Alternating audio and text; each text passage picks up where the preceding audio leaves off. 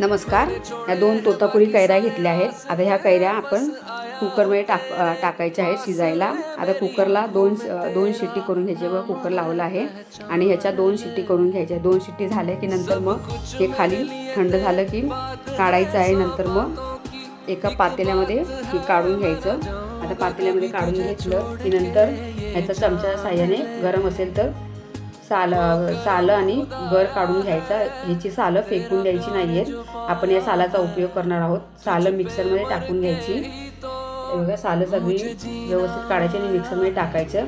आता ह्या गरामध्ये सगळं आपण गूळ टाकला आहे. गूळ तुमच्या चवीनुसार टाकू शकता. आता ही सालं वाटून घ्यायची आहेत. आता सालासकट एक मिरची यात टाकली आहे आणि 7-8 इलायची टाकली आहेत. हिरवी इलायची आणि 2 चमचे बडीशोप आणि 2 चमचे जिरं आहे हे टाकलं आहे. आता हे टाकून हे चांगलं वाटून घ्यायचं आणि चाळणीच्या साहाय्याने हे आपण चाळून घ्यायचं आहे, गाळून घ्यायचं आहे. हे बघा पुरण वाटायची जी चाळण असेल त्यांनी गाळून घ्यायचं आणि नंतर त्याच्यामध्ये मी थोडासा सुकलेला पुदिना होता माझ्याकडे तो टाकला आहे. आता हे कुकरमधलं पाणी पण फेकून द्यायचं नाही. हेच पाणी त्या मिक्सरच्या भांड्यामध्ये टाकून मी वाटून घेतलं आहे. नंतर मग हे बघा काळं मीठ टाकलं आहे ह्याच्यामध्ये चवीनुसार आणि थोडंसं मला गूळ कमी वाटला म्हणून मी थोडीशी ह्याच्यामध्ये साखर टाकली आहे.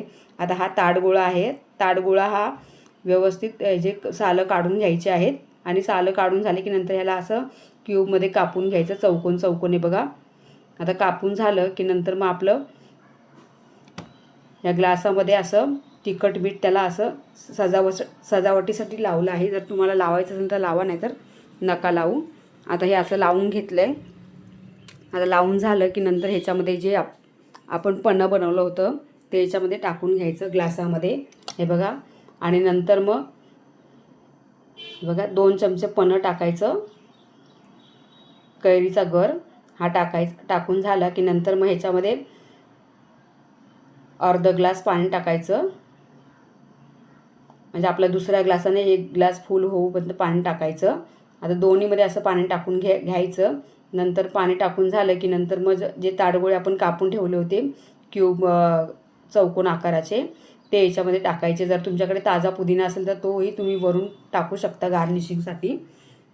तर मी पुदिना ह्याच्यात टाकल्यामुळे ह्याची काही गरज नाही वाटली. आणि हे चिया सीड्स आहेत. हे चिया सीड टाकलेत मी ह्याच्यामध्ये. तर कशी वाटली रेसिपी मला कमेंट करून सांगा. हे बघा आणि मस्त असं हे हलवून घ्यायचं आणि सगळं एकजीव करून झालं की मस्त थंडगार हे आपलं प्यायचं. मी ह्याच्यामध्ये बर्फाचे क्यूब नाही टाकले कारण मी बर्फ नाही खात म्हणून. तर तुम्हाला टाकायचं नंतर टाकून घ्या. धन्यवाद.